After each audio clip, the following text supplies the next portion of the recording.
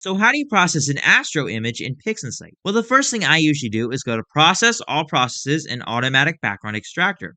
We're going to select the correction subtraction. In order to do this, we're going to have to click Apply. So basically, we're going to subtract this light pollution and also remove gradients and vignetting. So we'll click Apply. It's going to apply that to our image, and there we go. We can now see that we completely removed that light pollution almost, and we have a much better background. What we're going to do now is close out of that, and we're going to go to Process, All Processes, the Histogram Transformation. This will basically stretch our image. We'll select the view, which is Final M31 ABE.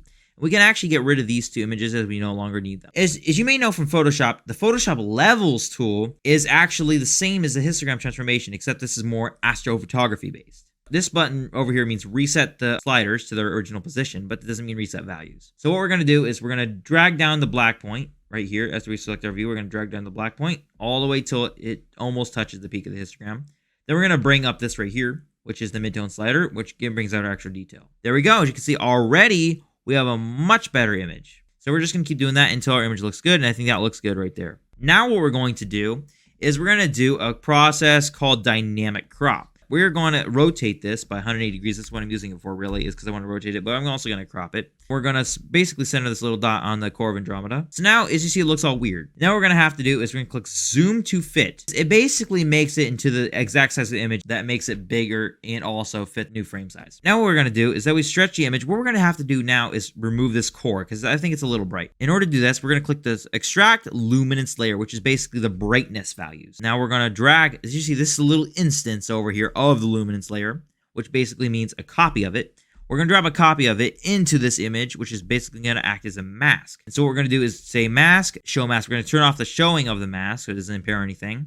And then we're going to go to something called Hdr Multi-Scale Transform. What this is going to do is basically subtract the parts that are really bright. So we're going to click also de-ringing so that we don't get any black halos around the stars. Okay, so we're going to do that and click Apply. If we zoom in and do the Andromeda image here, we can see that the core is much better. So now we're going to zoom to fit again, and there we go.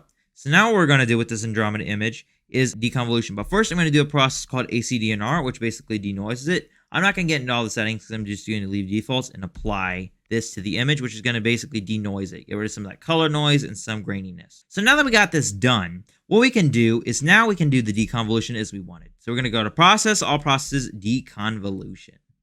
So what the deconvolution is basically going to do is it is going to make everything sharper and the stars smaller. So we're going to go to the parametric PSF, and we're going to just click de-ringing to make sure there's no dark halos, and we're going to apply that. As you can clearly see, the stars are a lot sharper. And the last thing I'm going to do is just do a color calibration and a background neutralization. This will just color up our image really nicely and make sure the background looks nice. Now our image looks beautiful. As you can see, that is one nice image of Andromeda.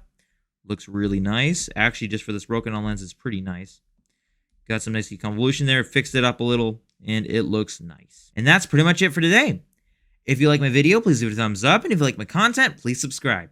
If you want to check out my other PixInsight video that reviews the PixInsight versus Photoshop, it is right here. All right, until next time, clear skies.